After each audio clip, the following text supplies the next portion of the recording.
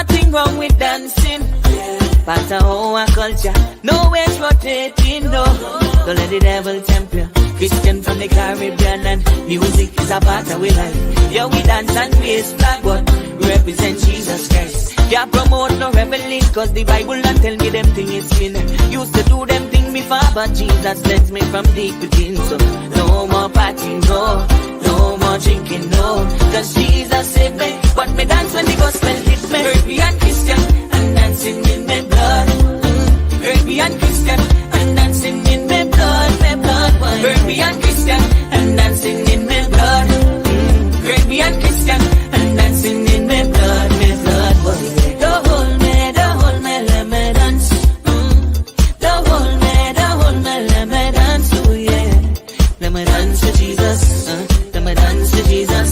Oh yeah, dance to Jesus. Oh yeah, yeah. Young and old, come along. Everyone can do it. No worry about nothing. It ain't got no weight limit. Cause this party is heavenly. That's still a problem gone away. It's a new kind of dancing. Can lead you to your healing. So get up and dance. Dance your problem them away. I know you've been waiting long, but your breakthrough is today. Forget about every negative thing. Get up and dance into your blessing. It might look confusing, but it's Caribbean. Greetings, everyone, in the wonderful name of our Lord and Savior, Jesus Christ. Welcome again, one more time, to Youths with a Difference. Those of you on YouTube, we want to say welcome, welcome, welcome.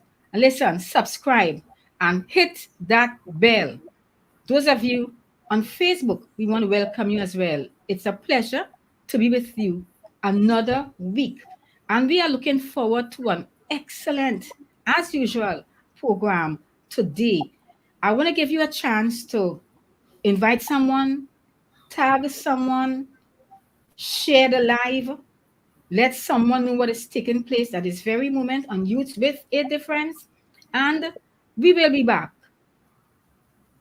Caribbean Christian and dancing in my blood, boy. Don't hold me, let me dance. Don't hold me, let me dance. Oh yeah, let me dance to Jesus. Young and old, come along. Everyone can do it. No worry about nothing. It ain't got no weight limit. Cause this party is heavenly. That's still a problem gone away. It's a new kind of dancing. Can lead you to your healing. So get up and dance. Dance your problem them away. I know you've been waiting long, but your breakthrough is today. Forget about every negative thing. Get up and dance into your blessing. It might look confusing, but it's Caribbean Christian living. Caribbean Christian and dancing in my blood. Caribbean Christian and dancing in my blood, my blood. Caribbean Christian and dancing in my blood. Caribbean Christian and dancing in my blood, my blood. Don't hold me, let me dance. Don't hold me, let me dance. Oh yeah, let me dance to Jesus. Let me dance to Jesus. Oh yeah, dance to Jesus. Oh yeah, yeah. I say don't hold me, leave me, let me dance. Don't hold me, just leave me, let me dance. Hey, let me go, let me go, let me dance. Let me go, just let me dance. Let me go, let me go, let me dance. Let me go, let me go, let me dance. Let me go, let me go, let me dance. I want to dance to Jesus, boy. Let me go, let me dance. Let me go, let me come on and dance the problem them away. Caribbean Christian and dancing in my blood. Caribbean Christian and dancing in my blood, my blood. Welcome back. If you have just joined us, I am Reverend Yolande, and thank you for tuning into Youths with a Difference. If you are wondering what we are about, we feature the young and the young at heart in Christ. This is a generation with a lot to offer, a generation that is making a difference in the world today. They are impacting, they are empowering, they are making strides. And yes, they are, as I said, making a difference in the world today. And today, we have a beautiful, beautiful, beautiful young woman with us. And we have an excellent program lined up for you. But I'm going to tell you about this beautiful young woman. someone who is as we do, we always bring capable people, people who know what they're about. When we bring them on this program, we bring them, they teach, they empower, they impact, and you can expect a great blessing today on Youths with a Difference. We have a young woman with us, and you're going to see her soon. She is Mrs. Gachelle Gilkes-Edwards. And let me tell you a bit about her. Mrs. Gilkes-Edwards is a professional, has gracefully steered the course through public and private organizations, which allows her to add significant value through the application of her apt communication skills, extraordinary motivation level, and proficiency in teamwork. She currently sits as the program coordinator of the Project Implementation Unit of the Ministry of Youth Development and National Service, and she's responsible for the establishment of the Youth Agricultural Homestead Program, Youth Shade House Project, and the Youth Aquaculture Project. This young woman is responsible for a lot. She is, yes. I'm going to go on. Mrs. Gilkes Edwards, the entrepreneur, was birthed in 2010 when she established Morish, which means fashionable in German. Modish supports aspiring and known professional women to communicate their power effectively. Yes, and how they do it? Through attire, power attire, suitable for corporate world. She is the gracious holder of numerous professional accolades which speak to her corporate and service excellence. She possesses Bachelor of Science in Economics major and Public Sector Management minor, and a Master of Business Administration with specialization in leadership, entrepreneurship, and innovation from the Anglia Ruskin University. Currently, she's pursuing project management professional certification. The proud mother of two daughters, is a resourceful youth enthusiast and advocate who possesses over 20 years, yes, 20 years experience in sowing seed and fertilizing the soil for youth locally and regionally. She credits her involvement with the development NGO, the Barkham, for equipping her with these specialized skill sets. Her mantra, and listen to her mantra, I just love it. If not youth, then who drives her commitment to country and community? If not youth, then who drives her commitment to country and community? And I love a young person who gives to country. I love a young person who gives out to community. I love young people who are making a difference in their space, not only in their space, in their own box, but locally, regionally, and internationally. Listen to me, ladies and gentlemen, social media, I am pleased and blessed to present to you today. Yes, today, I want to present to you this wonderful woman of God, none other than Mrs. Yes, Gachelle Gilkes Edwards. Gachelle, Mrs. Edwards, welcome to Youths with a Difference. It's a pleasure having you on with us today. Welcome, Reverend. And after that sterling introduction, I am all smiles. Thank you so much for having me at Youth in a Difference. It's a great pleasure. When I saw you first on another program, I said to myself, wow, so much is going on. I got to have this young woman on my program to let all of Trinidad and Tobago and even the Caribbean know, what is taking place in our nation, in our country. And I look at that program and my mind went back to other programs that is established in this country for the youth. I look at things like YTEP, and there was other program in Tobago, that are so strategically placed for young people. And I asked myself, when I listened to you and what you had to offer in that program, I say, wow, I wonder if the young people in our nation understand how much is laid out for them on a platter, Yeah. how much is laid out for them. And, they don't have to pay for it, but they are getting a stipend. And I asked myself, I wonder how much they appreciate what is laid down for them, how much they appreciate, what is being set forth for the youth in our nation, how much they appreciate, that there are so much things and programs that they can be involved in that can make a difference in their life, that can cause them to be a citizen that, a citizen that has not one to be ashamed of, but want to be proud of, that will feel, well, yes, this is a youth, a young person of the soil. This is a young person of Trinidad and Tobago, and she's making us proud. Or he is making us proud. When we look at young people, I always tell people this program was built because I find too much of attention was being given to the negative young people who were not making a difference, people who were not role models, people who were just, bringing our country into a negative light. And I say, these are just but few. They are not the majority.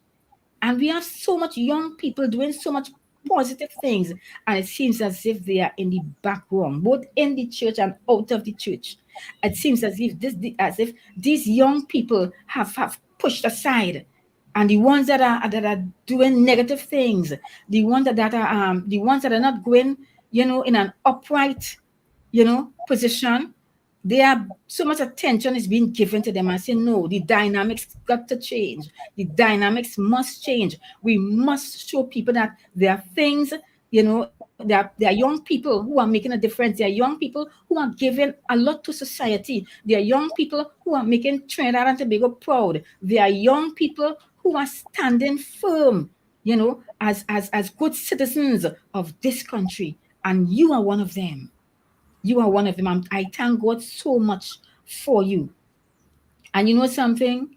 You are going to tell us from your direction, from your point of view, from where you sit, in the corporate world. You are going to tell us how much is set up and laid out for our young people. I know God is using you to touch the hearts and minds of so many young people through various organizations. Tell me, at what age did you get involved in youth programs? At what age? So, Reverend, I can remember as far back as probably age 8. I have Wow. newspaper clippings with myself, participating in my community youth group and being very active in my community youth group from the age of 13. So I Right. know that I would have started very early. But the real meat of the matter, I would definitely say, started when I was age 16. While attending, I would have grown up in Bonaire, West Oruka. I don't know if you're Right. familiar with that community. And Yes. Yes. we had a really, really exciting youth group then in that community, and it was headed by Paula Smith, who now lives in Canada. And she would have invited a group of us to attend a function in, I don't know if it is in Center of Excellence or if it is in that McCoy Industrial Estate, because this is a while ago. We're speaking about over 21 years ago. But Okay. yes, I would have attended an event, and at that point in time, the Barcam, they were hired to do a shock theater piece. And they came in and they startled all of the young persons to stimulate conversation on, different thematic areas, youths and violence and so forth. But they did this Right. really impactful piece at that point in time. And upon completion of that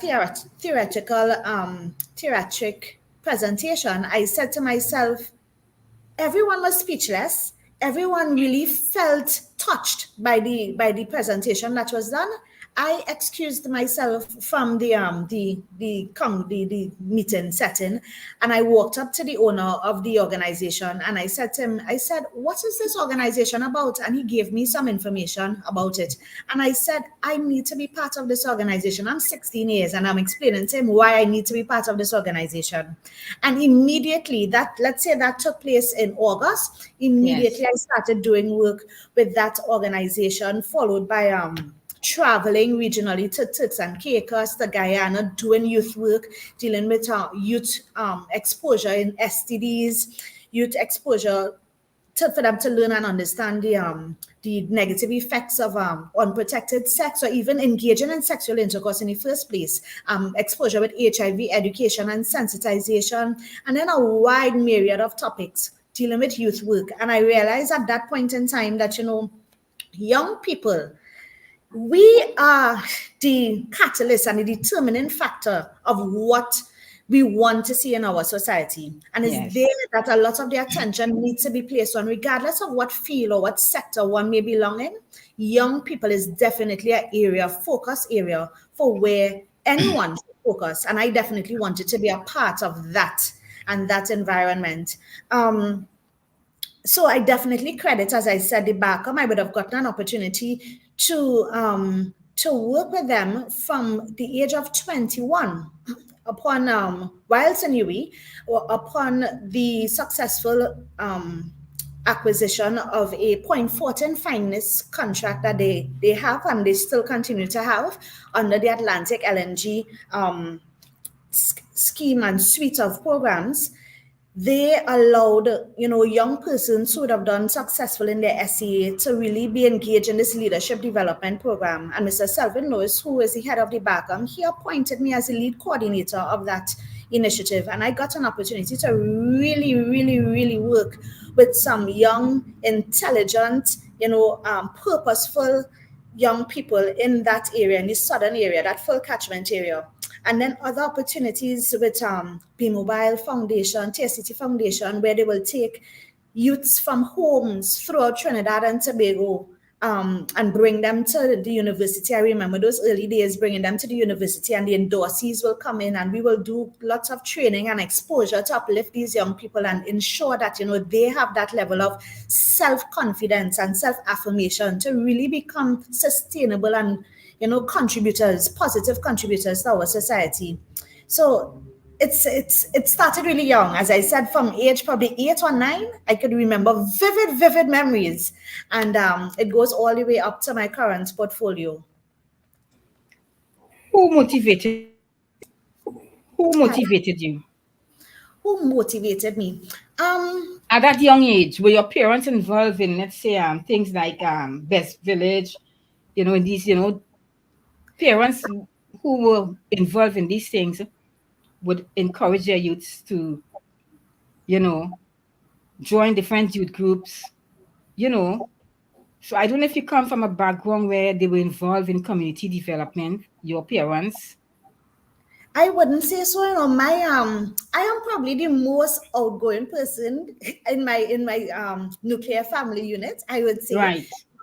But what I would say is that I am the first of 4 children, and my mother allowed me to be involved in many groups. And as you said, Best Village, I was in my earlier years involved in Malik Folk Performing Company. Right. And back then, he was the creative director, Mr. Ralph George. He doesn't live in Trinidad anymore. He lives in England. But I remembered we had a pageant, a Mr. and Mrs. Malik Folk Performing pageant, and he drilled me so much in doing monologues that I think Right. that definitely, increased my appetite for theater, and that being one of the areas that the Barkham dealt with, it definitely was a great introduction into that organization.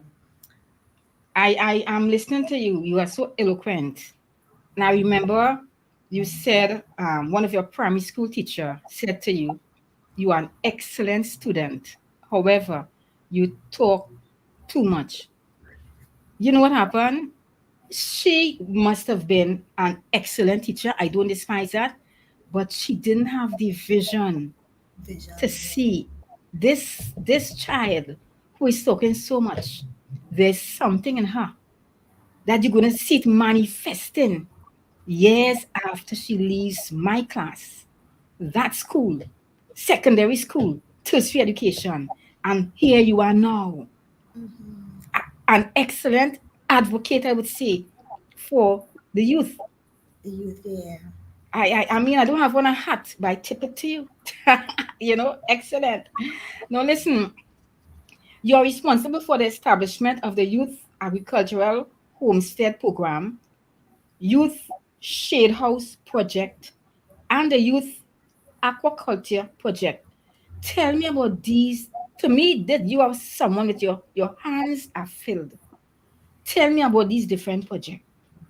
Okay, Tell me a so bit I'll about them. start off by saying that, these suite of youth and agriculture projects are definitely the brainchild of the Minister Foster Cummings, who has certainly seen and under the direction of the government national policy, the 2030 Right. policy, has definitely seen the importance of instilling this, incentivized suite of programs in establishing it into our country to ensure that young people get involved in agriculture. Every single day, we need a farmer at least 3 times. And that's That's the right. yeah. So farming is not something that is traditional to Trinidad and Tobago. The average young person, unless their family is already involved in agriculture, you will rarely ever hear a young person saying, "I want to be a farmer." So I really want to give the praise and the attention to the government of Trinidad and Tobago, and more so Minister Foster Cummings, who has been giving all of the support and resources for the establishment of these three youth and agriculture projects. Now, the first project that you referred to, which I'm currently the program coordinator for, we now have 3 separate program coordinators for the 3 projects. Okay. But I was responsible for the establishment of the 3 of them. But the first Right. project is the Youth Agricultural Homestead Program. And this program is providing the financial and technical resources to young persons between the ages of 18 to 35 to Yes. definitely, certainly get involved in agriculture. These young persons are going to get a 2-year training program, and this is being delivered by the University of Trinidad and Tobago, where in their first Wow. year, yes, because Minister Cummings, he's very, very particular on ensuring that these young persons get accredited certification, so that you don't just get a certificate of participation. You want, certificates of achievement upon That's completion. right. That's right. So they are currently the young persons in the Youth Agricultural Homestead Program, and I'll refer to it as YAP while we speak. They in their first year, they go to the University of Trinidad and Tobago, which is Okay. situated in Centennial, ECIAF, and Right. they receive a certificate in agriculture and agro-processing technologies. And on their second year, which the first cohort is currently engaged in, they get a 10-month internship on various farms to get that practical experience, in agriculture. Mm-hmm. Upon completion of this 2-year program, Reverend, these young persons would be eligible to receive 2 acres of land, a starter home, and a Right. $20,000 grant to begin their agricultural entrepreneurial pursuits. I Now, want you to repeat. I want you to repeat that yes, because I am baffled, and I yet I'm am I'm thrilled and happy to hear this. yeah. Yes. So upon the completion of this 2-year training program that is being spearheaded through MIC, Mm-hmm. but delivered by the University of Trinidad and Tobago, these successful recipients will be receiving 2 acres of land, a starter home, and a $20,000 grant. Yes. Excellent. Excellent, Excellent. yes. So we would have, created this comprehensive training program. So outside of the agricultural training, they receive life skills training. They receive entrepreneurial training by NEDCO. They received agricultural processing training from NAMDEFCO and GAP certification, which is Good Agricultural Practices. And we are also in the process of getting the inclusion of additional training for the development of cooperatives. by Cipriani Labour College. So this is our first year program. When we went out for applications, Ralph, we got 1,400 applications. We were only able to grant successful spaces to 200 persons in our first cohort. Are you serious? This Yes, is this. I mean, this it sounds so exciting, and I'm baffled because I mean the program and young people. I'm trying to equate it. You yes, know? yes. Wow. So you know the situation. We Yes, in the Caribbean, we as small island developing states, we are more susceptible to the negative effects of climate change that's and right. food insecurity. Right? So we have to position ourselves. So whether there is a pandemic, there is some sort of disruption in shipping, there is a war, we have to be able to position ourselves to feed our population. And our young people have to get involved in agriculture. So these programs are designed to incentivize them. It is also designed to ensure that youth get access to underutilized state lands. We That's also right. have yeah, we also have youth housing deficit. So these starter homes will position them on their lands so that they know they would be less likely to be victims of predator larceny. So it's not like you go into the land and then you go back home and then you go back to your land. You are there Okay. situated in your homestead to Yes. do, yes, to really, I think this, I mean, I can be biased because I'm involved in it, but this to me is definitely a legacy program and one of the best youth in agriculture programs ever. Let me Not tell you even something. I don't ever. think you're biased. This Yeah, program is an excellent program. yeah, You understand? And I would like, you know, the young people that are listening today understand what is being laid out for them. We yeah, have things like White Tip that is teaching them so many different things also. And they are being paid a stipend. You are being paid to learn. yeah, What we are getting here in our country, young people in other country, they either pay a lot for it or they are not getting it at all and they would like to have it. So I yeah, would like our youths to understand what is set out for them, what is laid down for them, And this is an excellent program. This is why when I saw you on the other program, I said, no, I got to have you because this is a program for youths. And we ought to let them know what is at their fingertips, you know? I mean, you are getting so much you are getting to do to your own program. And tell me something, you see the age range is up to 35. it's 18 to 35. So the United Nations consider youth to be 15 to 29. And before 2020, Wow. Trinidad and Tobago considered a youth to be persons between 15 to 29. Right. And in our wisdom, the Ministry of Youth Development and National Service, under the National Youth Policy 2020 to 2025, would have Right. extended that age range. And I really, listen, I defend that position with my all. So now we are engaging younger persons because that these upcoming generations, they're very much involved, they have their point of view, they have their Yes. position on many items. So we are engaging younger persons, and as we consider them youth, so we are no longer considering it from 15. We are now extending that age range to 10. So from 10 years of age, you are considered a youth in Trinidad and Tobago.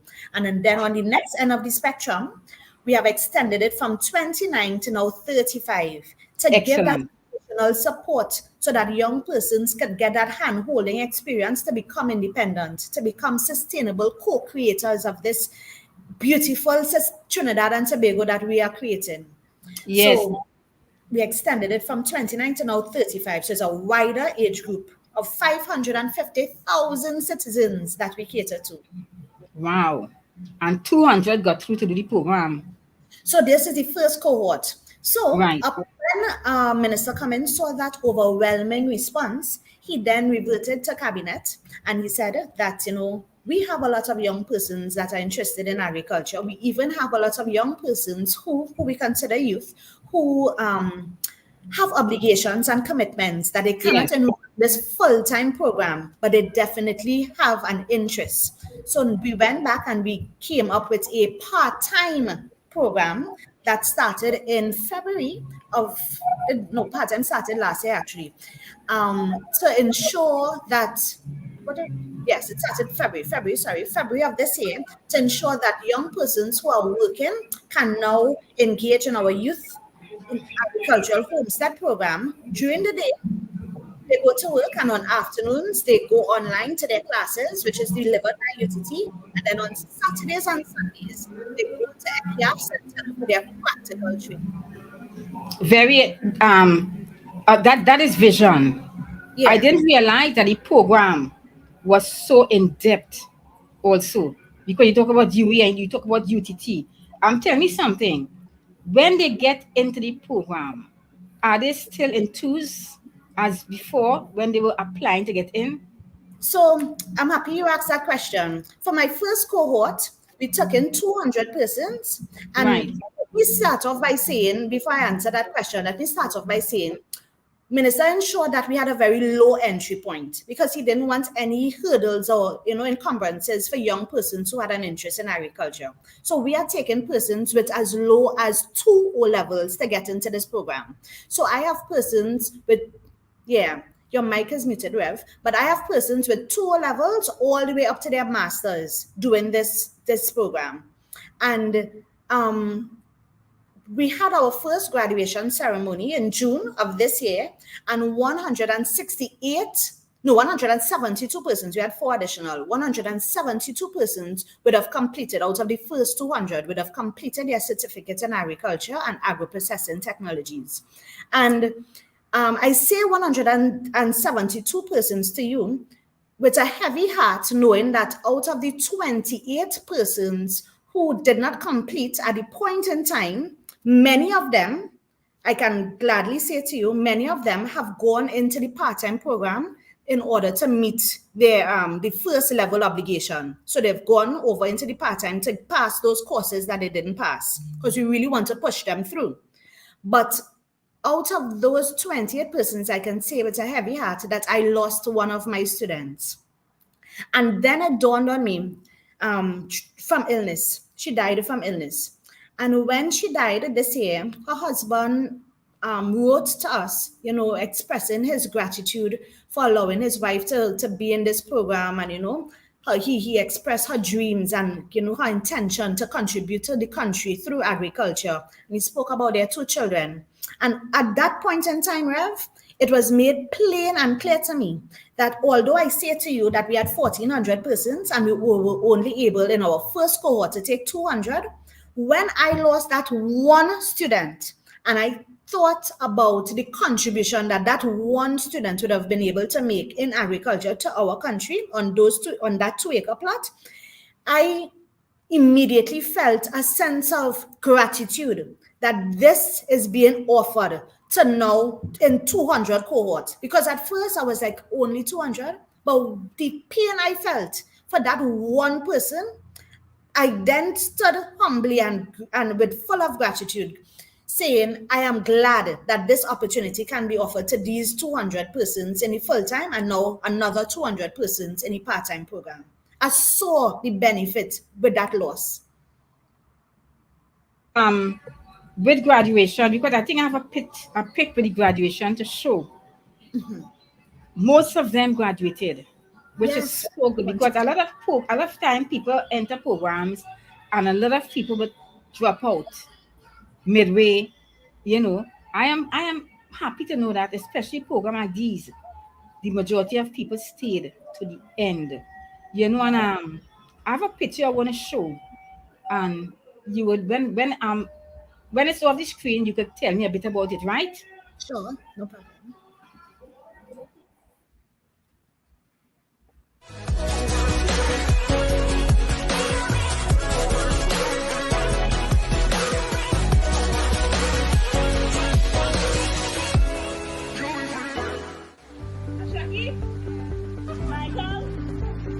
So they're going to be on small ruminants, keep on board for 30 minutes. We have another group on poultry, that would be broilers and layers. And then we have another group on ducks and broilers. All right? Okay. We go under, we take our hands and we use what? Hard what? Good. Hard what? Good. So you see this lady here? Yeah. Somebody going on this train so I can demonstrate. Yeah.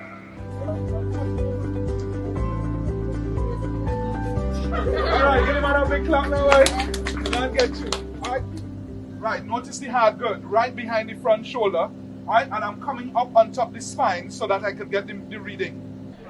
Well, thus far the program is very interesting. Seeing I already have a previous background in farming, I learning plenty. Real plenty about crops, plenty about animals, plenty about technology, biological and chemical procedures. It's going real good, no complaints. It has been excellent. It's the lecturers, they work well with us. We feel comfortable to study, and it's just interesting all around. We learn new stuff that we never thought about before in agriculture, so that's excellent.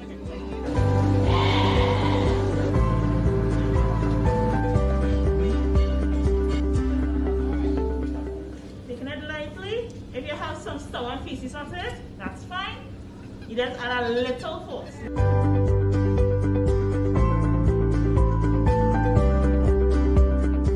So far the program has been great. I learned a lot so far because I have a little bit of layers home and I wasn't taking care of them properly, and so far since I started the program I've seen production with the layers. So far we learned basically a little bit of everything from seedlings down to setting seeds to planting crops, different types of crops and environmental conditions, different animals, different classifications of animals and gestation periods. And this is something new to me that I would have never think about or even dream about having this kind of knowledge apart from if I got the opportunity like this one. So now it's something that, yes, I into it. I want to get into more knowledge, be able to succeed and not only just help myself, but be able to help other people and those around me, because basically with this knowledge now, I could impart on other people as well who don't have the knowledge that I am getting from this program.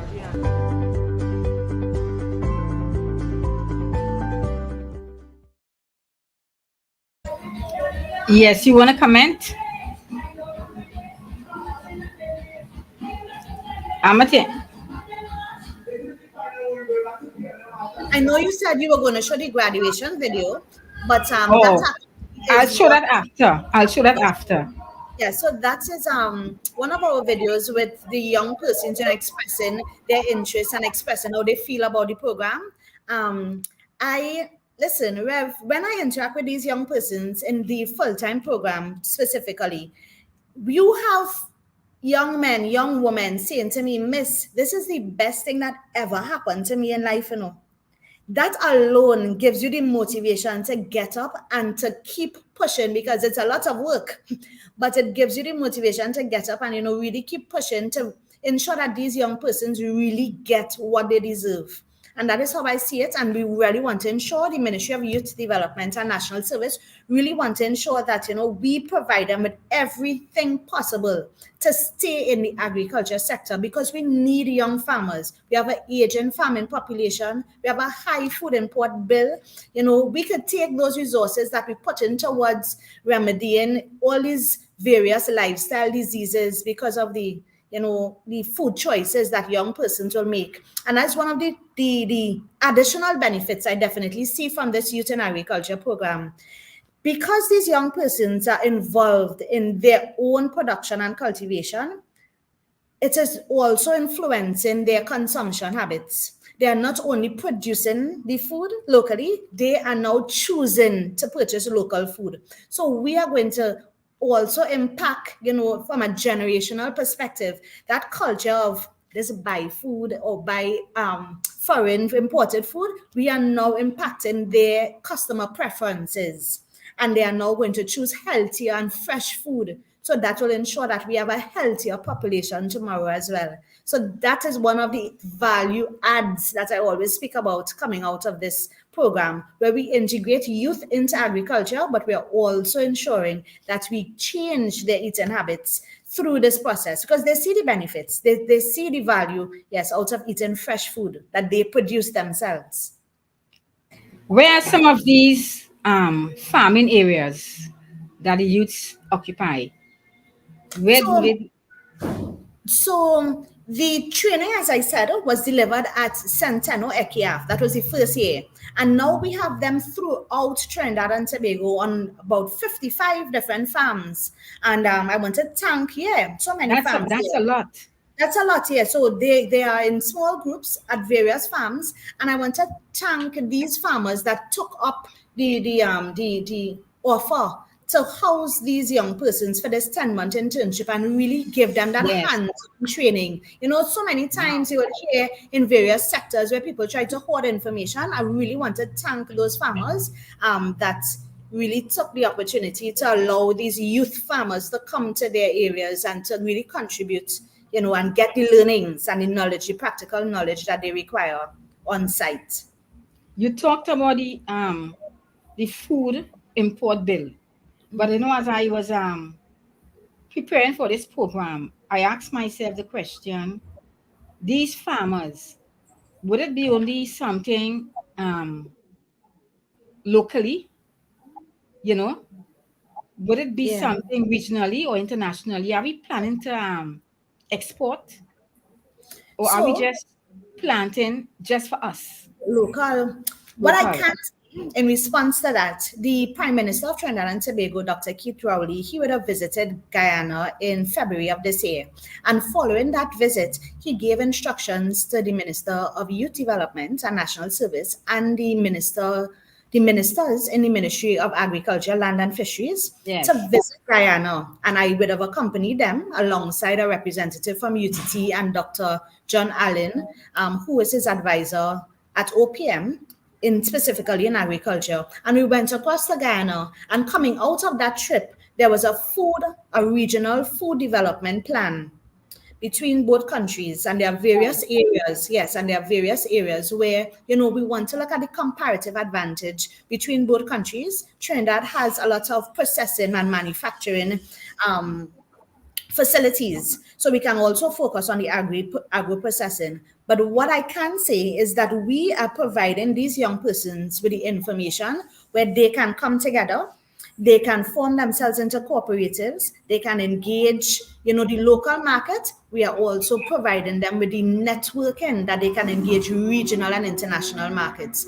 So it will be in their favor that they take advantage of all markets that they see to be financially profitable to them. But I think our first manner of business is to be able to feed ourselves, Locally. so that we could reduce our food import bill. Yeah, to feed ourselves. Yeah, that is nice. And I mean, with this initiative, Home we on first. the right track. Yes, yeah, an excellent program. I want to show the other clip with the graduation. Folks, we're going to show Sure. you our graduation ceremony. This is the first graduation. All right? So here we go. One.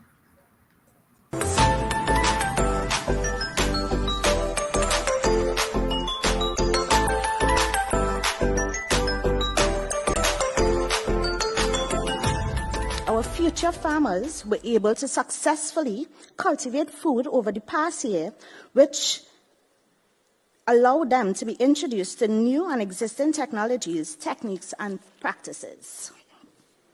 Today, in recognition of their achievement of these young men and women who are beneficiaries of the technical and financial resources afforded to them by the state, we are here to establish their accomplishment in the completion of level 1. The biggest barrier for youth in agriculture is the access to land. The capital is something that you just don't have until much later on in life. So this is a perfect program to get more youth into agriculture. And while the outside world would say, getting land, we are getting this land for free, we know it didn't come cheap. We sacrificed time away from our families, lost income in our businesses, and some of us even left full-time employment to pursue a dream that will not only benefit ourselves and our immediate families, but also our nation. Get your produce out, make the sacrifice, and ensure that you put your produce out in the market. You'll get it sell. You can buy a house, you can get married, buy a nice pickup. Don't buy no car. Don't buy no car, buy a nice pickup, so the pickup will work for you. This program has been well articulated and publicized as a program designed to provide opportunities for interested young persons to prosper through the development of experience and expertise in agri-entrepreneurship. Its benefits include the building of personal and family wealth, alongside the acquisition of housing and the security that comes with that. This itself includes the acquisition of 2 acres of fertile land for each successful applicant. From an initial enrollment of 200 participants, a total of 168 participants will graduate from this first cohort.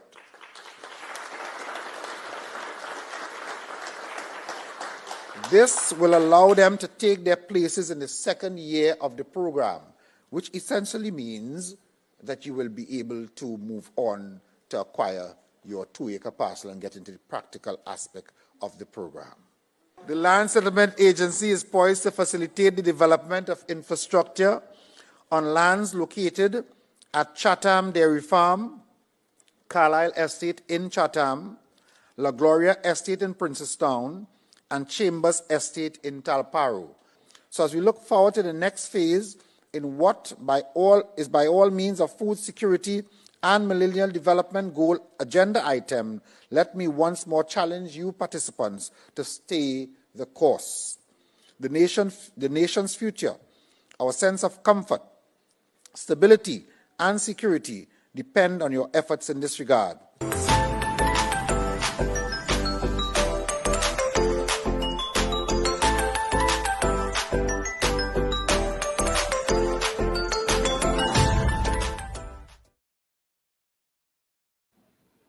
Yes.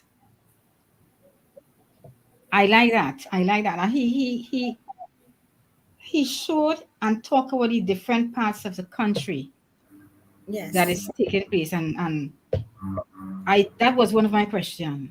The different parts of the country it's taking place. As I said, it's an excellent program. Our young people, our young farmers are in good hands. You know, they did not just, and you know what I like about the program? You all didn't just say, the government didn't just say, okay, we're going to just show them on the land and show them how to plant, how to put some seeds in the ground. They had to go. There's the academical part of it, you know? And I like that. When they are done, they are well qualified. Yes. You know? And ready for business. So that's one thing we always say at the ministry, my DNS. We say that, we want to create job creators and not necessarily job seekers. So we want these young persons, they have the choice. When they finish our programs, they have certification. They can matriculate into another higher education program. Definitely. They can get a job within the agricultural sector, or they can become an entrepreneur, a 21st century agri-entrepreneur. So we really give them the options. We equip them with the skills that they have options, because young people, they like to have options. So that's right. They ought to have options, really. Yeah, we want to give them the resources, both the technical and the financial resources, where they can really, decide what direction they want to head within this agricultural sector. So coming out of that Guyana trip, we came up with the Youth Shade House Project. Okay. Right. So the Youth Shade House Project, we are engaging young persons in cohorts of 100. It's a smaller cohort, but in cohorts of 100 to go to the University of the West Indies to get training in shade house production and management. It's a 1-year program. It's shorter than YAP. and they are currently on their way for graduation very soon because their 1 year has almost been completed.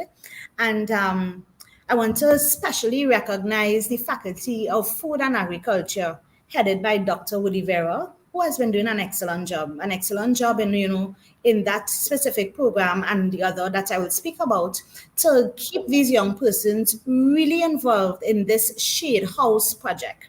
So the Shade House project specifically treats with the cultivation of short-term high-value crops.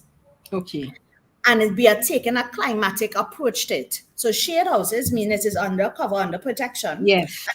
They will have soil and soil-less methodologies that they will undertake to ensure that they are not susceptible to the problems that are prone to farming in the Caribbean, such as flooding.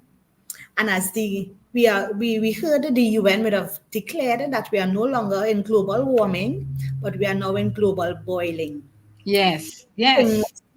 Things like drought, very extreme temperatures, and so forth, very real to young farmers and to farmers on the whole. So we have to position these young persons to ensure that they understand the techniques and the methodologies that are going to take them through these climatic changes so that they can continue to produce with these specialized trainings in tropical shade house production and management.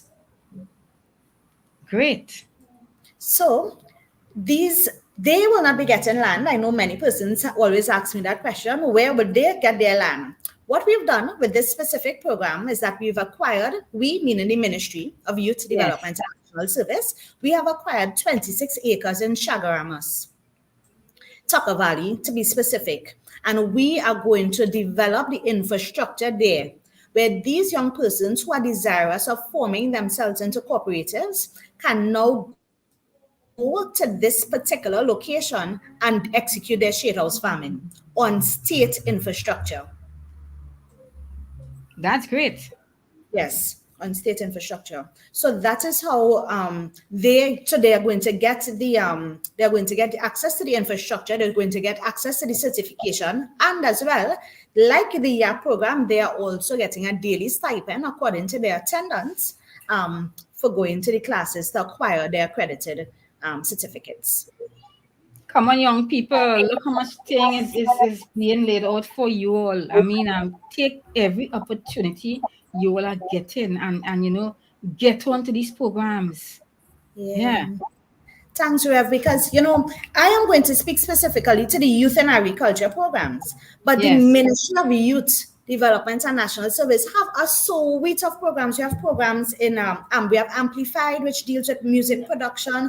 We have our All Set program, which deals with heavy tea driving and construction related training. We have programs that deal with leadership. Recently, a cohort of young persons who have graduated from a short-term certificate program with leadership at the University of the West Indies. Everything you could possibly think of under the sun. We have our CCC program. We have MyLat, MyPath, every possible thing. And the thing that I really like, today we had our caravan in Moruga. And at these various caravans, we had a long schedule of caravans throughout the year thus far. At these programs, we are there to listen, to hear what young people are interested in. So we are not just creating these opportunities in a vacuum. We hear and engage with persons and hear what they want to do. And immediately, the teams will get into action to then prepare it and put it out there for them. So all persons between the ages of 10 to 35, this is your ministry for you. They have no excuse. They have no excuse. None, absolutely. Yes, they have no excuse at all, Minister Cummings, I would probably say he works us to the bone to ensure that we don't give any excuses to him. We meet those targets. We meet Very nice. Very nice. Yeah, excellent programs. And I sure a lot of people who are listening today and looking on didn't realize there are so many programs for the youth. For the youth. So many programs. So many programs. So I will say they can follow us on social media. We are on Instagram, Facebook, MyDNS. you just search up the initials of our name of the ministry. Then we are situated at the corner of Elizabeth Street and Traggery Road, where Toys R Us used to be many years Yes. ago, opposite the Oval. I think I just dated myself by making that reference to Toys R Us. But the over there we are situated, so persons can come into us. All of our applications, you can drop it off at the actual head office, or you can go on our website, go to any of the NALIS libraries. We would have partnered with NALIS to do to assist persons who do not have access to the internet or access to devices to apply to our programs through any of the public libraries throughout Trinidad and Tobago. And you can also reach us on 612 YDNS and call, and a youth representative, anyone in the ministry project implementation unit, we're willing to listen and to hear. We have long conversations. Sometimes people just want to tell us about experiences, tell us about previous youth camp experiences. We are currently publishing all of our youth camps, or they want to tell us about a youth group that they may have, and that person may want to invite us to do presentations. So a lot is happening, and we are very accessible. That's the thing. We are at locations, we are at events, we do sensitizations at events, we are all over the social media platforms. We really go out there to meet and engage with the youth. So I'm happy for persons such as yourself and programs such as Youth with a Difference really provide that avenue for those who may not know, or even for persons who are young at heart, as you said, because I usually my speeches with saying, God bless the youth of Trinidad and Tobago and the youth at heart. And that's how I end my speech. Yeah. So I was surprised when you said that, and I'm happy for that. So even if you're outside of the age range, take the information and share it to the young persons. Definitely. That is my thing. Yeah, direct them. Take it and direct them, because so much of them are there now, they need direction. And I don't think in this day and age, you need to be a parent to direct. Direct a youth, any youth, on the right course. You don't have to be a mother, you have to be just all we have to be now is to care. To care. There are some young people among us, they don't have guidance. They didn't come from a home where they can be told, okay, come and go into this program. This is where people like us, other citizens, this is where we come in. We can direct them to programs such as this. So I find if you find the adults on this program today will go and tell some youth who they think, okay, you need to do something with your life. Come into this ministry. Say what ministry again? Ministry of Youth Development and National Service. Check them out and see what is being offered. A lot is being offered. Take every opportunity and run with it. You were talking about these youth and entrepreneurship. Yes. I want you go ahead. You go ahead. So NEDCO, which is a National Entrepreneurship Development Company of Trinidad and Tobago, that is under our ministry. So we would have engaged them to really provide these young persons with intense 30-day, over a period, 30 days of contact hours to prepare them for all that they require to start their business and have successful businesses, have their business plans, how they're going to map out their financial approaches and so forth. So NEDCO is delivering that specific training for us. But you said something there, Rev, and I want to say to you that you asked me a question earlier about my childhood experience, and my mom and dad, they would have been, really instrumental in pushing me in every possible direction that I would express an interest. You want to do dance, you get to do dance. You want to do theater, you get to do theater. And it's so important to have these positive role models in a child's life in their growing up days. We have so much influences now that we want to ensure that our young people get that positive contact. And I would say certainly being a mother of two daughters, and I have two younger sisters who, they were born when I was already a teenager, in my young teenage years. It really gave me that caring element that you spoke about, when these young people I hear them, Mrs. Edwards, they see me in Price Mart, they see me, doing my shopping in Trinity Mall, and as soon as I hear Mrs. Edwards, I know it's one of the YAP students or one of the students at the ministry, and as soon Yes, as they say different things to me about how the program changed them or how I have positively influenced them, I recognize that these youths, they just want someone to care. that's right. And the ministry, where the ministry is designing these programs, giving them the stipends to travel, they could purchase a meal every day, providing all of the various elements, not just the academic element, but they got life skills training. A lot of our youth now, they have challenges with coping with various, situations that they may encounter with life. So we give them the life Yes, skills training. We give them the entrepreneurial training where they can manage their finances. They are now acquiring assets. Many persons never owned or had a lease for 2 acres of land in their whole lifetime. that's Some of right. these That's young right. persons are coming from environments where they never lived in a home by itself. Some of them come from apartments, or they live in areas where they haven't had access to these assets. So we are also exposing them to asset management. We have persons in their 30s, early 30s, joining our programs, and they didn't even have a bank account to receive these Wow. stipends. Yeah, so it is really positioning these young persons to become independent and contribute sustainably to our economy and to our country. I could speak about this program for 2-3 hours with you, Kuel. Yes. We will still have many more to talk about here. I What really about am the about financial side of it? And so they want to go to have one of the financial institution, let's say, to get a loan or something. How feasible you think that will be? So financial inclusion is definitely, something that is quite topical for entrepreneurs, and me being an Yes. entrepreneur myself. So we've partnered with the Agricultural Development Bank to ensure that these young persons, can have access, and they're receiving a $20,000 grant that they can use as collateral or as seed funding to start their businesses.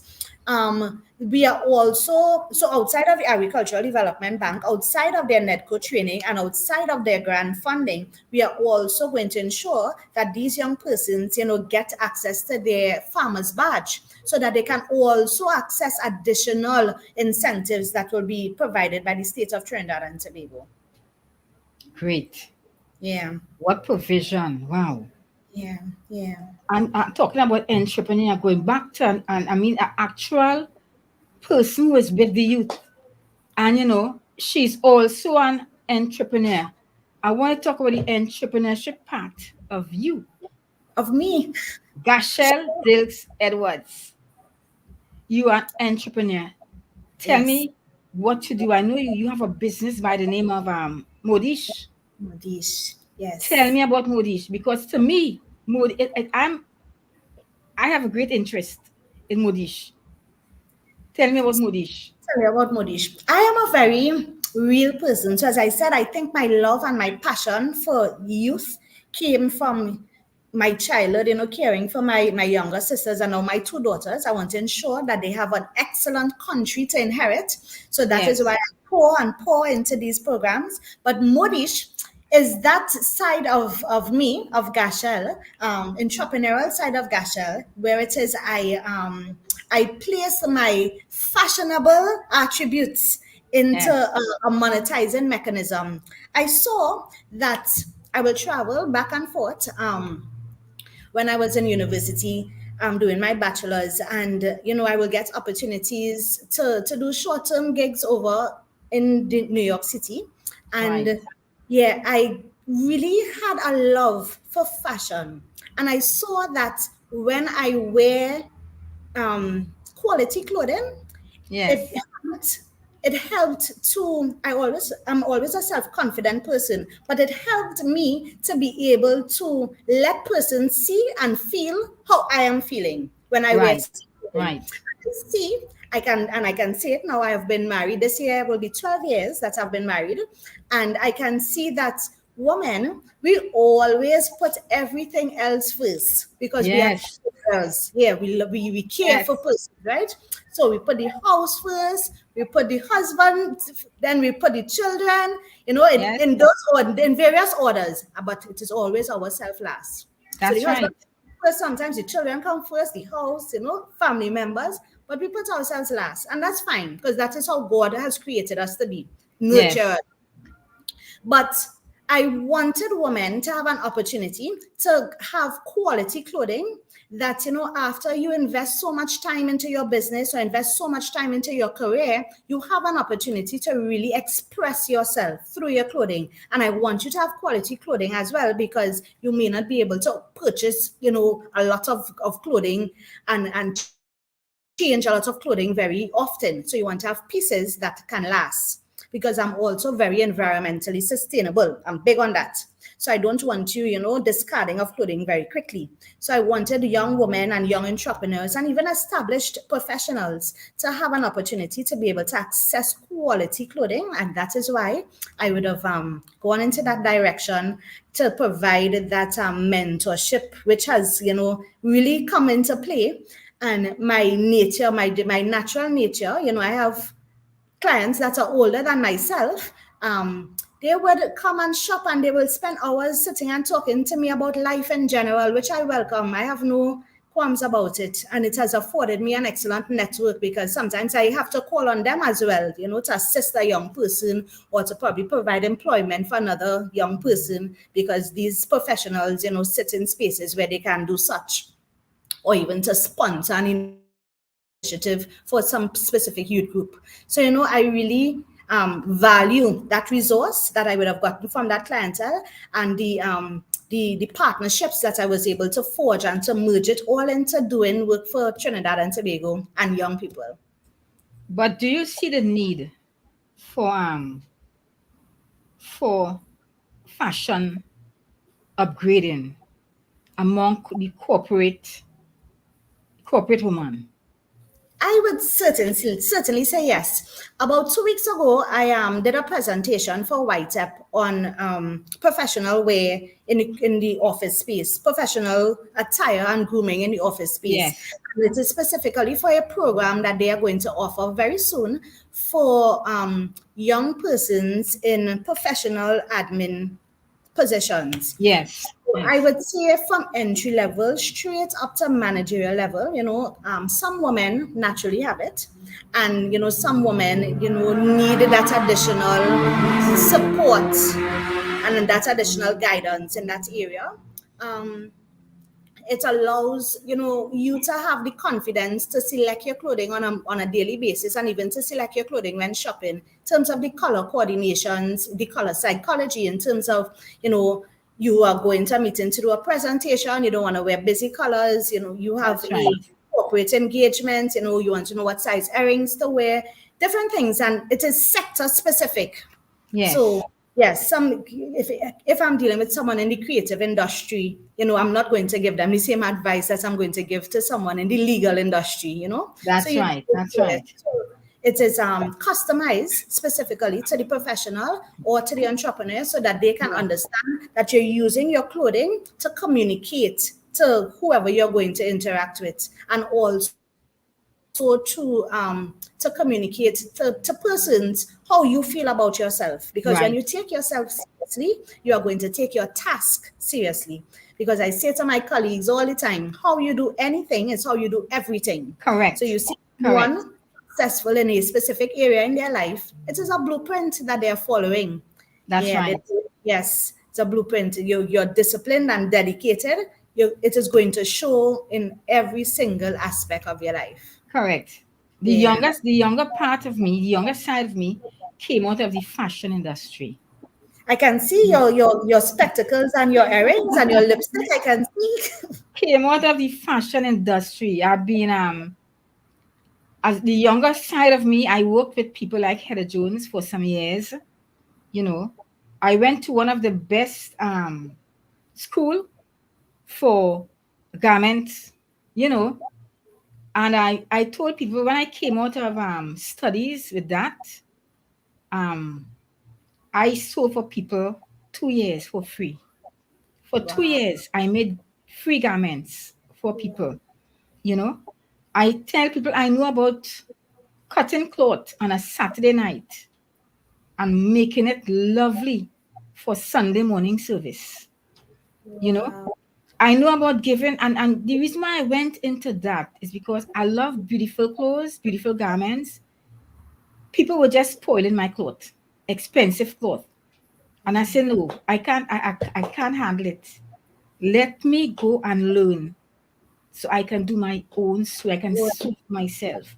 And that Yes. is what I did. So when I saw your business, I was enthused because I can tell you about a good garment, a good fitting garment, a well-made garment, a very neat garment, you know. So I am quoting you here and telling me about this. A wardrobe malfunction is a clothing failure that accidentally exposes a person's unintended parts. Elaborate on that. Oh my! So that actually is very recently, and I posted it. I am very open, so the things that I post are so real. I had two engagements with Minister Cummings very recently. We attended the Trade and Industry Conference at Center of Excellence, Yes. and we had to go to the closing ceremony for a fintech boot camp, which was taking place at the International Waterfront, and that was being hosted by the Trinidad and Tobago International Financial Center, with Right. Chairman Richard Young. And I, upon arrival, Not Holy thought. Richard Young's a fashion designer. no, Is not he? that Richard Young. No, no, no, Oh, not that okay. Richard Okay. Young. Yes, that's Richard Young. So, but I know that Richard Young, the makeup Yes. artist, yes, and Yes. fashion designer. Another Richard Young. So I, upon arrival to my first engagement, I was informed by one of my colleagues when I exited my vehicle that there was an opening with by the zipper area on my dress, and I was like, Yes. wow, wow, wow. But as a professional, you are not in a position to communicate with your employer or with your team that you cannot fulfill your obligation. That's right. Yes, you have to, quickly think on your feet.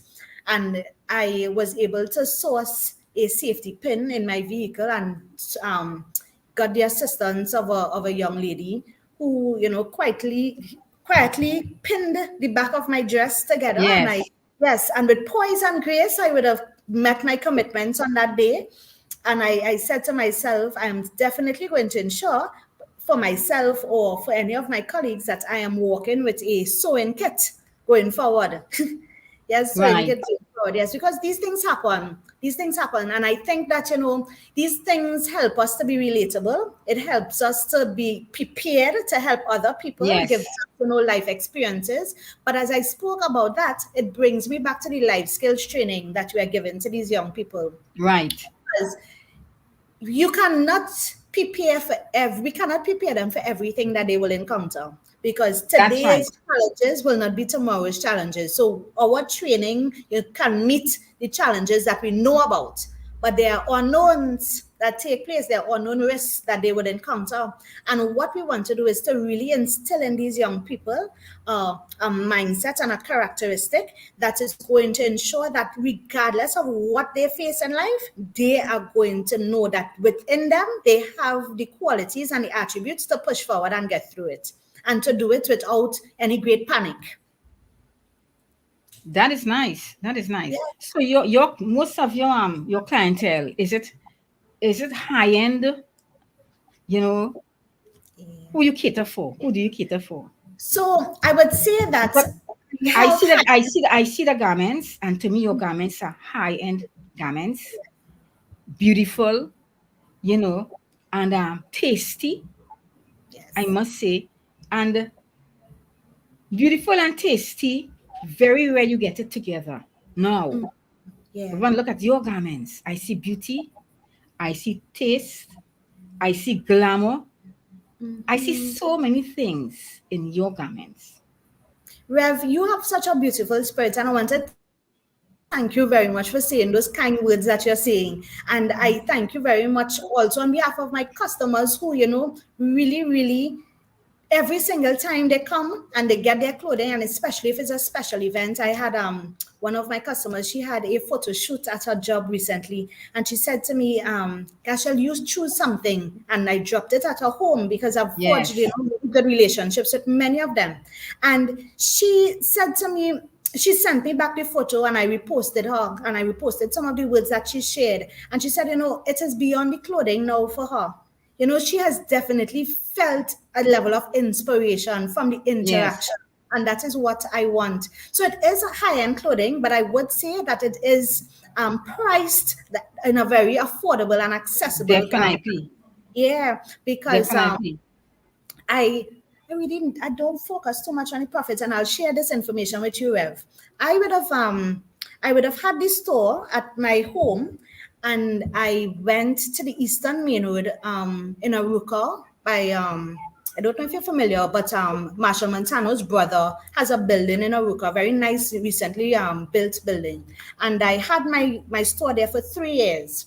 And only last month, I closed location to go back online only because I was so busy and involved with my job. I was hardly ever time to physically be in store. I will just go to pick up the items to take it to my customers.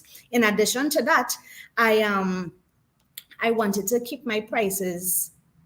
I wanted to keep my prices at its existing level because, as I said before, women, we want to look good and we want to feel good, but we don't want to, rob other commitments. So in order definitely to maintain the price, I said, I will not be, increasing my prices. So I decided to go back online only, which I am now exploring how I'm going to, really grow the business from an online only perspective. But I really wanted to keep the pricing affordable and accessible for women. For women. And you can grow it from an online perspective. You can. Your garments are beautiful, and I'm really honest. Your garments are beautiful, tasty. So you are on the right track there, because we women of God, we get great problems for beautiful garments that doesn't reveal some sort of nakedness at times. And there's a certain place I go sometimes to buy my clothes. I get tasty clothes there, beautiful clothes, but I have to pay the price. After a while, you get tired with the sewing. I left sewing, and then I went into another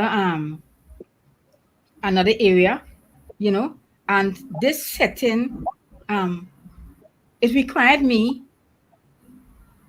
and it was, let's say, an office setting, and I wore uniforms, but I wore beautiful uniforms. Yes, nice.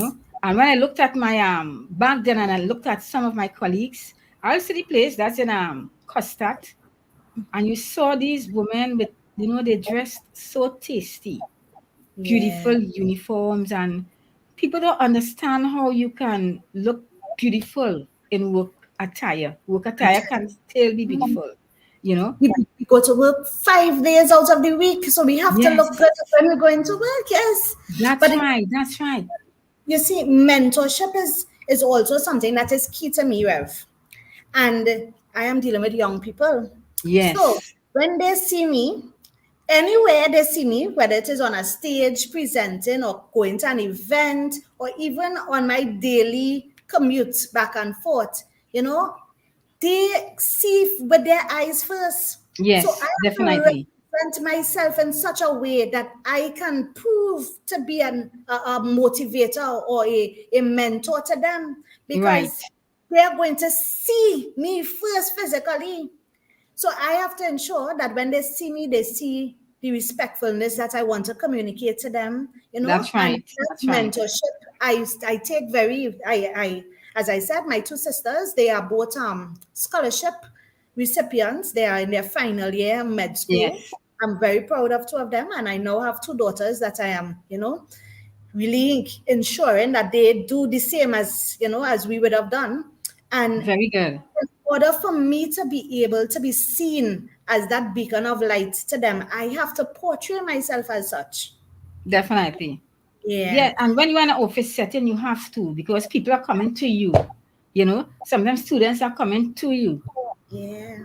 You must purport yourself in a Yes. nice and yet fashionable and Fashionable. decent manner. And I want to tell young ladies out there, some young ladies think to look nice, you gotta be halfway dressed. No, Revealing. you Yeah. gotta be and revealing now is showing too much. Too much. You They are know, not leaving anything for nothing. imagination. No. Exactly, and it is so sad, and I hope that that behavior is not being taken into the workspace. I Please, really do yeah. hope so, and I hope that that behavior is not being taken into the church. That's another topic, another time. Yes. And But I I know can, for my project, you are catering also for the woman of God. yes, certainly. Yes, yeah, I Certainly. see Yeah. that. You Mm-hmm. know, Certainly. tell people where how they can get onto you to see your beautiful garments and to make their excellent purchases. Certainly. So thanks very much for that opportunity. So we are located on social media now only. We have our Modish Corporate Chic page, which is on Facebook, and our Modish 868 page, which is on Instagram. And Modish is spelled Modisch. And as Reverend would have indicated at the beginning, it means fashionable in German. Yes. Yes, and I wanted to say to you, Ralph, that I wanted to make a special a special shout out to the young women and men in the project implementation unit: Kelly, Silal, Sanka, Anisha Beach. We have Lenice Burnett Packet, and now we have Magenta Special and Aaliyah Alexis. These 5 young women that I spoke about are excellent at their dressing and excellent at their work.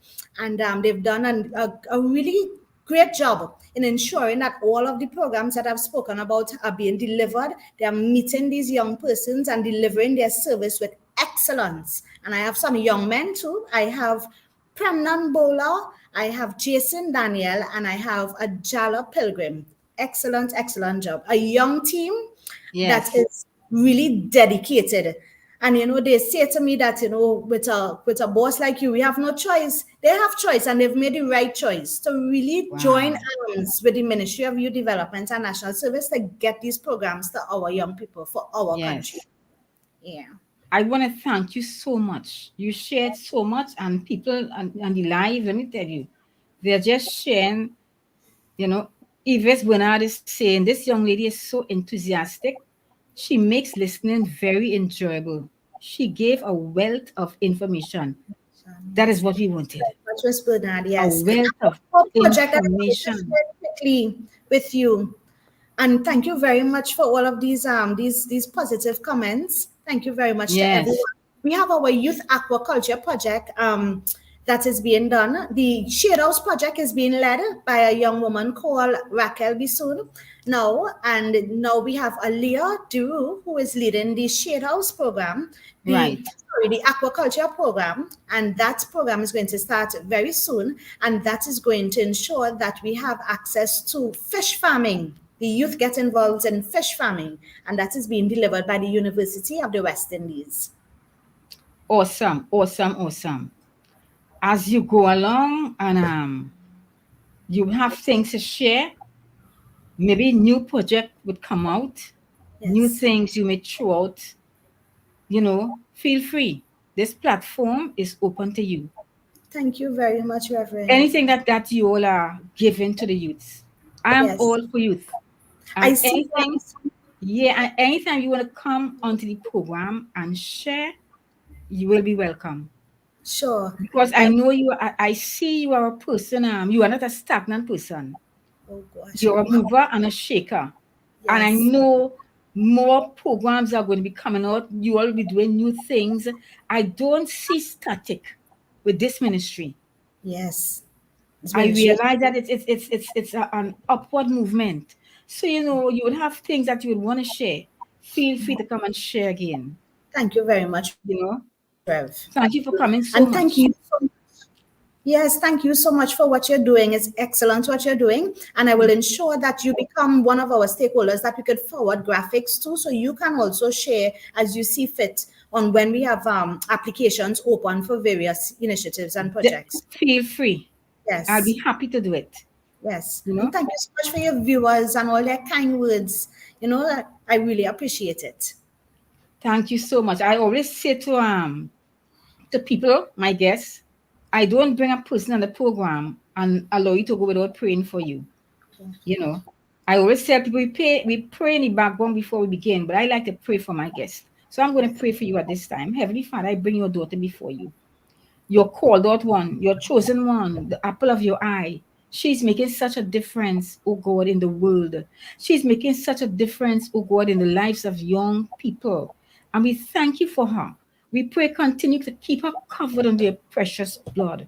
Keep her, oh God, sharing her wealth of knowledge to make a difference in the life of others. I lift up that ministry before you, every worker, oh God, the minister, as they continue, God, to dish out these initiatives, oh God, continue to give them vision, continue, God, to give them insight and foresight, continue to allow them, oh God, to make a difference with the youths in our land, help the youths in our land to understand there's so much laid out on the table. All they have to do is come and eat. All they have to do is come and partake. Help them, oh God, to see the vision. Help them to grasp it, oh God, and come on board and get into a learning atmosphere and get into an atmosphere not to only look for a job, but to create a job for someone. Father God, you take charge in the name of Jesus. I lift up, oh God, the government before you. In the name of Jesus, the people of Trinidad and Tobago, continue, God, to keep your hands upon our land. I always say, God, whatever we see, oh God, we believe that you are in charge. We believe that we are covered. We believe that Trinidad and Tobago is one of the best countries in the world. And we thank you. Oh God, lead, oh God, the government, all the ministers. Oh God, we pray, take charge in a very special way. I lift up even the opposition, all the members of parliament. I lift up the judiciary. I lift up the protective services. I lift up the health services. I lift up, oh God, just everyone that is playing an important part in this country. I pray, take charge. Nurses, doctors, oh God, lawyers, in the name of Jesus.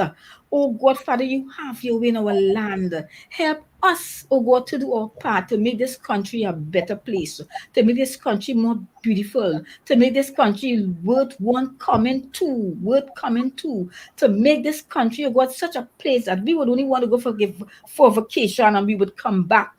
Oh God, and even right here in our land, we would enjoy vacation here also. We thank you so much. In Jesus' wonderful name, amen. Amen. Thank you, my dear. You have been such a blessing. You have been so great. And we'll keep in touch. Yes, Rev. I say, keep giving me things and I'll keep sharing it. Yes. So God bless you. God Have bless a you wonderful weekend. Continue the excellent job you are doing. And I would say to you what I say to young people, keep your head on and your spirit sweet. Yes. Always allow the love of Christ to be your way of life. Thank you very much, Rev. And you do that, all you will ever be is success. You can't go be success. Yes. Allow the love of Christ to be your way of life. All you have to go is up. And you are forced to be reckoned with. For the young people, not only in Trinidad and Tobago, regionally across the world. Keep your spirit sweet. God bless you. God bless you. Thank you. To you, my onlookers, I want to say thank you for being with us again today. We appreciate your company. Those of you on Facebook, those of you on YouTube, thank you so much for coming in with us. We encourage you and we giving you an open invitation again to come again next week, same time. God bless you. Love you all. Blessings, blessings, blessings, everyone. Love you all. Have a beautiful evening and enjoy service tomorrow. God bless you richly. When they ask me where I'm from the Caribbean and I'm a Christian boy. Oh Lord, oh Lord. Nothing wrong with dancing. part of our culture. No ways rotating, no. Don't let the devil tempt you. Christian from the Caribbean and music is a part of our life. Yeah, we dance and raise flag, but we represent Jesus Christ. Can't promote no reveling, cause the Bible don't tell me them thing is sin. Used to do them thing before, but Jesus cleansed me from deep within. So no more partying, no more drinking, no. Cause Jesus saved me, but me dance when the gospel hit me. Caribbean Christian and dancing in my blood. Caribbean Christian and dancing in my blood, my blood. Caribbean Christian and dancing in my blood. Caribbean Christian and dancing in my blood, my blood. Don't hold me, let me dance. Don't hold me, let me dance. Oh yeah, let me dance to Jesus. Let me dance to Jesus. Oh yeah, dance to Jesus. Oh yeah, yeah. Young and old, come along. Everyone can do it. No worry about nothing. It ain't got no weight limit. Cause this party is heavenly. That's the little problem gone away. It's a new kind of dancing. Can lead you to your healing. So get up and dance. Dance your problem them away. I know you've been waiting long, but your breakthrough is today. Forget about every negative thing. Get up and dance into your